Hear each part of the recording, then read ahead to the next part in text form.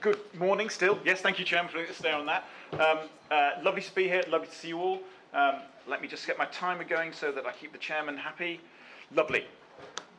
When first spoken about this, Corey said, what do we want to talk about? The good, the bad, the ugly. And I think it does dovetail in with our earlier speaker. Thank you very much. Wasn't that good? Because I think we've really heard lots of good there and different sorts of good. But I think I'll, during this presentation, want to elevate our thinking a bit and go, what was around that a bit?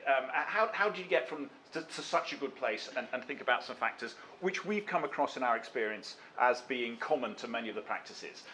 Yes, all practices are different, and can I steal that slide with the different ducks in it, please? That'd be really good. But some are common as well, and I want to talk to you about that.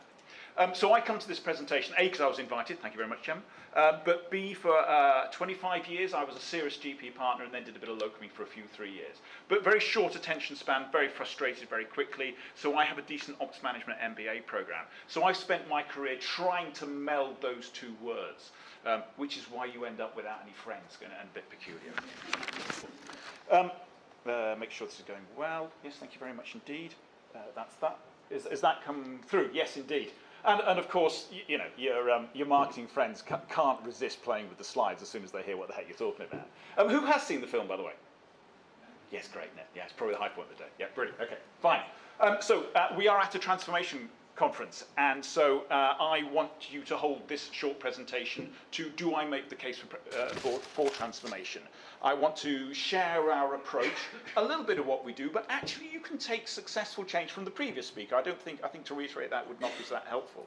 And I want to make a case that transformation is not only possible, but we've done it, the previous speaker's done it. I know there are some colleagues who have done it in their own practice. Yes, I'm looking at you. That it can be done, because a lot of the work we do is thinking about resistance to change and that human dimension of change. And I want to keep talking about humans in this, but not a psychology lecture, but about humans. So I want to make the case that I think you can get to a complete change in character and condition in a practice, which is a good thing, unless you are working from a practice that is all totally under control and cannot envisage a way in which life could be any better in their working life. This is not the presentation for you. Our experience is that we've been delivering the various iterations of the national programme, which I was allowed voice in the original design, back a few years ago now, a good dozen years ago. And so we've been delivering at scale in 2011, and so those of you who've been through a GPIP programme, an Accelerate programme, a PGP programme, a PGP Quick Start programme, blimey, I hope I've got everyone by then, because we alone have been into 1,300 practices, and we're part of 4 or 5 teams, depending what time it is. So we've been into many, many practices. And what that means we've done is we've had to industrialise the idea of change, which is a bit weird, really, because your practice is your practice, and you think it's individual, but we have a common approach, and we have identified common things that cause stress and common environment that means it's likely to go home. We also, as a sideline, and if you come and talk to us, please, later, we talk about those personal behaviours of making change happen, which we call leadership. And then how do you get better at that? We call coaching, going what goes well, what doesn't go well. And we are now currently a team of 50 consultants, and I can tell you that because I had to buy them all dinner last night at our biannual get-together. So that was a few squid in the bar later. I think in many ways, I could have just left this slide up and just left it with you, and you've got everything you need to know. This is an old slide, 25 years ago. I don't think anything but this statement from the great guru is anything but true. People do not mind change, they don't like being changed. And I think you compare and contrast that with the Messenger report that my reading said, I'm a 2-star Marine General, and if we treated our Marines like you treat your Clare Healthcare staff, they wouldn't stay. It's just incredible. So that's what it is. That's what it is. Healthcare is delivered by people. So any process change, any change we heard from our previous speaker, the way the processes work, people change their behaviour. So we need to think about that, and we'll talk a bit more about that towards the end. So is change possible? So I thought I would throw up our latest cohort results, not to necessarily do, there is a bit I'm quite proud of them, yes, but not necessarily to do aren't we clever, but to make the case that change is possible. Change is possible. So from our measurement, we do our own internal measurements on what we do. Practices that have been through the program save 6 and a bit hours of clinical time a week, and about 6 hours or so, 6 and a bit hours of admin and clinical time. So it is possible.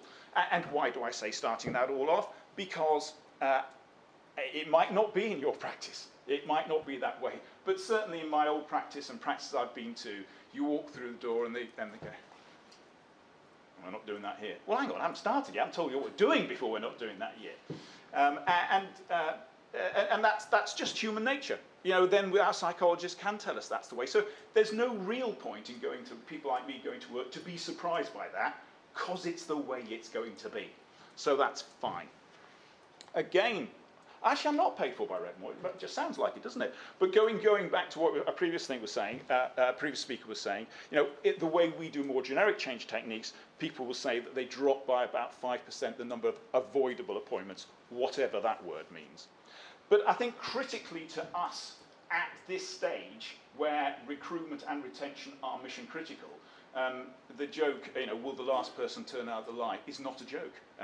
An increase in staff engagement and a recommendation that their practice is a good place to work. And I think those are two markers about what in more aerated language we could refer to as discretionary behaviour. Surely people who are saying they're more engaged, and yes, this is a good place to work and I would recommend my friends to come and work here, are more likely to go that extra mile, or perhaps even more critically, not go the extra mile. Because the stuff we do deal with is difficult, it's messy, it's complicated, it's difficult to make rules for. So these are people that are more, have come to work and engage. And again, we put the 97% report our sessions as going well or very well, because that's part of the resistance to change. When we go into a practice and people go, you know, actually we say, you know, lots of people really say it's quite good, really. And again, that's not blowing our own trumpet, although I am proud of, it's making the case that it is possible. So the first boundary to change, it can't be done, we've got evidence we can break. So certainly change is possible, and you see I've noticed I've started to veer into that generic word change and change management. And certainly the numbers I report to you are a positive change, very much. But what does that really mean for a practice? Because I think for still the majority of practice, although of course we know about super practices, we know about PCNs, we know about federations, we know all this, in my experience, the unit of change is still, the majority unit of change is the practice. So what I wanted to do is share with you some things that one of our practices in Sheffield actually had done on this. So the first thing that I think is important in this process is address the practices problem. And in our shorthand we say, there's nothing quite like sitting someone down and giving them a good listening to. And there is ample scope for devising change progresses that works for the practice managers, the patients and the staff. And a change program that doesn't work for all those people will fail.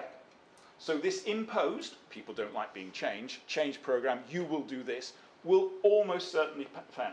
I don't know about your practices, but certainly I have seen in my practices I've been in some world-class saying yes and doing no. You know, elegant dancing around the problem. And that's how it gets sabotaged, because that's the way it's going to be. So you will notice that the practice said that their problem was lack of appointments. Their practice said their problem was long wait for routine appointments. The practice said we're inefficient. No smart ass in a grey suit came up and said you're inefficient. No PGP group said I can't be wait all this time for it. You know, it's me. That's a new low. It was worth coming here to this talk just for that, wasn't it, really? Yeah. Great. When I grow up. Anyway, where I was going back. So, and you'll notice, concentrate everybody, stop taking the Michael out the presenter. Patients being directed to NHS 111 was a problem for the practice. Now, this grumpy doctor's quite going and saying, why do I care? Why do I care if it goes to 111? As long as I get out to do my visits by 1, why do I care? But they cared. So what is it that you care about? Because it'll be similar but different in your particular practice. That's okay. In fact, I would say it's mission critical. Increased workload via task, gosh, yes, you know, the way it comes out. And of course the burnout and the fact that people aren't coming to work, we can't recruit. So these are, I don't think any of those you might not grab and say that's the priority in my practice, but you can look at that and go, well, none of that's sinful, none of that's a daft idea, none of that's a silly idea. And then that's utilisation of the wisdom in the room. This is their word cloud, not ours. We haven't done it. They thought that was a really good idea, and we talk about generating some change ideas. We're back to people don't like being changed. These are ideas for changing. Throw it all up in the air. We talk about throw it at the wall and see what sticks. Again, you look at that and say some of that will work, some of that won't work, or whatever. The classic example of this, I think, this just makes me laugh still, from about 10 years ago, I kid you not, in North Cornwall. And you've all done this. You need to change something round. You can't do it during a working day because the place is so busy. So use the waiting room in the evening to get, because you've got a room that's big enough and everyone gets out, what we're going to do. And this practice, they identified their root cause about they couldn't navigate because they didn't have a private area at reception to say, what is the problem that we can send you to the right person for? Because they didn't have that private area. And they go, how are we going to do this? And they're all around, a bit like you lot are. And the cleaner's going around hoovering, leans over and says, what you need to do is move the chairs around so it flows differently, so you have a private area around there, and carries on hoovering. And there's a sort of moment, to which was met with, have you any idea how many hours a month I spend moving the chairs around this waiting room? To which both the sort of metaphysical answer was no, and the real answer was no. It's the wisdom in the room. It's the wisdom in the room, isn't it? And it's just let it go. Come up with some change ideas. Some will be great, some will be stupid, but it's having that, and the first time I'm going to raise that psychological safety. How people go, we're on to this, we're okay with this. Next thing being another saying that we dine out on. It's the old slide, doesn't cut across. It's meant to say all improvement is a change, but not all change is an improvement. Who here has been part of a failed NHS change programme? Okay, so about a third of them are lying through their teeth, Governor. Chairman. It's just ridiculous. And the way we do that is we identify what change is, and we start to make measurements. Because if you've made a change, and your score gets better, you're doing well. And if your score gets worse, okay, go around, do something else, change something else. And this is their data. So they changed their total appointments in week 1 in 2023 to 399 to 224, 669. Nailed it, killed it stone dead. And of course the other ones are. So that's just a result. So I use that to go, using this approach and this right order, don't get to the answer first. Thank you, Einstein. Works very nicely for them. Consider the people. So that's great. So if I was given 1 hour to save the planet, I'd spend 59 minutes defining the problem, 1 minute resolving it. Sit people down and give them a good listening to. Don't tell them what to go and do. And for every complex problem, there's an answer that's clear, simple, and wrong. Yeah, you just have to read the Daily Mirror, don't you, really? It's just there. And I'm slightly worried about that sentence, because, of course, we've got a new election coming up, and there will be someone else coming to tell us how to do it next week. Brilliant. So I did promise to talk a little bit about the good and the bad and the ugly. So, and I'd like you to take from these anecdotes what you want. I think they're self-evident, and I think for the positively ugly, I want you to go, better not do that ourselves. I'll often say at these, don't make your mistakes, learn from my mistakes. You won't live long enough to make them all your own. So we had here a practice, so one of my old practices, this is a quote from one of my frontline consultants, go there. So and you can imagine this practice manager team get together, a strong practice manager leading a team, give them a good listening to, negotiating a compromise situation that works for everything, and then a senior GP partner, I think that's code for old, like me, walks in and goes, yeah, we're not doing that. I like it the way it is. And in how many ways did that go wrong? So I've put that down as positively ugly, because what happened there as a result of our intervention is that practice almost imploded.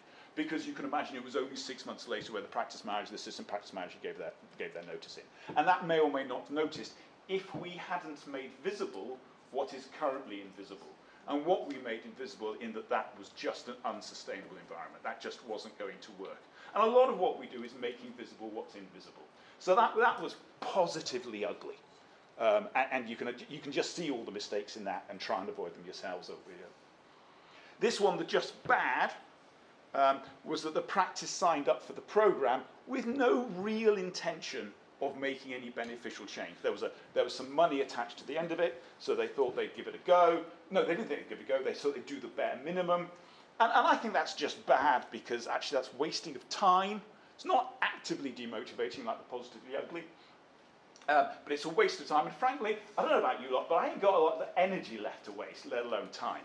So that comes out as positive, as just bad. But then there is the good. And you'll notice here, I've talked here about the good being in the culture, not necessarily the number of points. We talked about that, and colleagues from Redmore have talked about good in other times. But this is the practice and the staff doing a 180, with the staff feeling free to talk up and to be heard going forward. Psychological safety in spades. Maximum utilisation, in posh language, of human capital. People being able to talk, feeling they're being listened to. The change in attitude and culture was over the 26 weeks was amazing. That's what you're trying, surely, to nurture, to generate the ideas in the room, to generate the change ideas, and the courage to adopt the ideas, that if it doesn't go wrong, we'll just do something else. We'll make an itsy-witsy step and change tack, as opposed to someone will give me a big shouting at. So I think I've made a case that there's bad, ugly, bad, and good. I do it in the wrong order, don't I? Ugly, bad, and good. But I'm not sure I've made the case for transformation. So is this just good, or is this transformation? And what that picture doesn't show was a thank you card to one of our consultants that says, thank you for bringing clarity to chaos, giving us confidence to change, we're back to safety, and the motivation to get stuff done. The actionable first small steps that are actually possible and don't gamble so much. And for being an all-round lovely person. And actually, she's an all-round lovely person.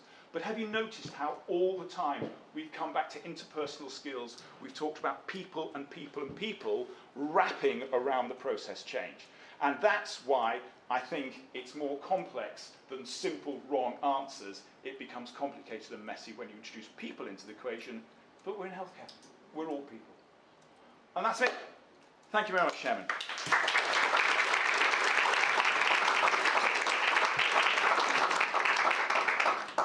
Thank you. A man after my own heart, people before processes.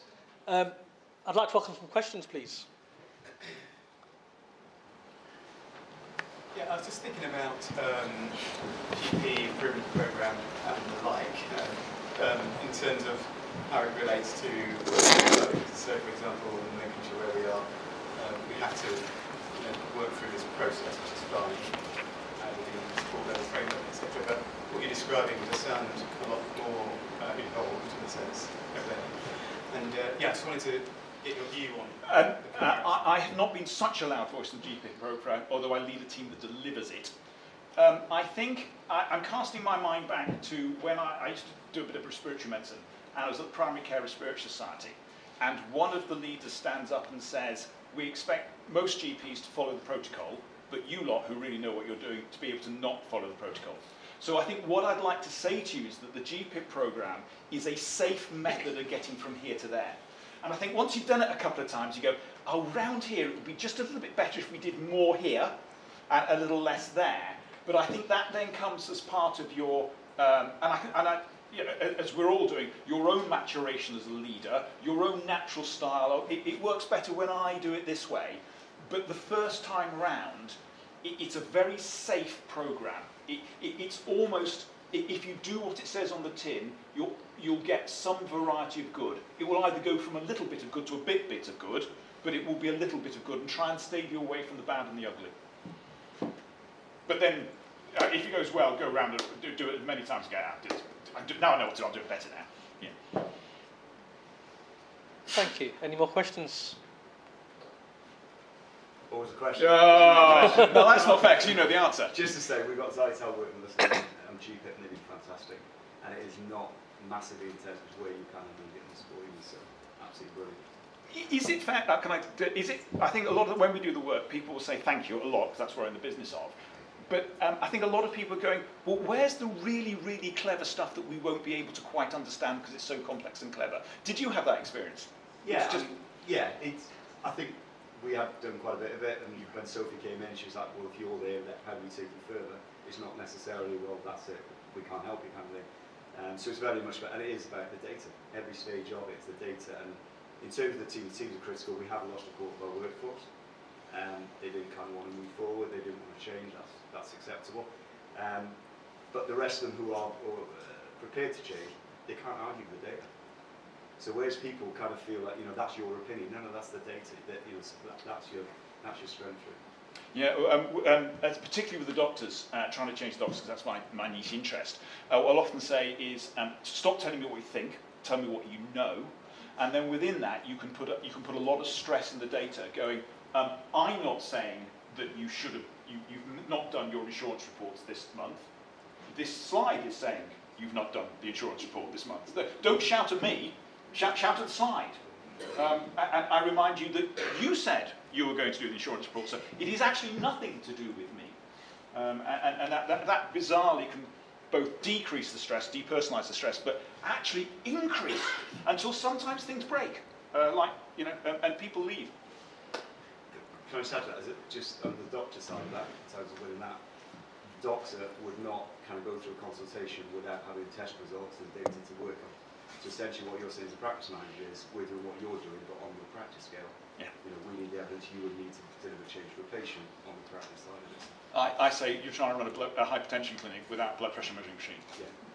It's called guesswork. It don't work.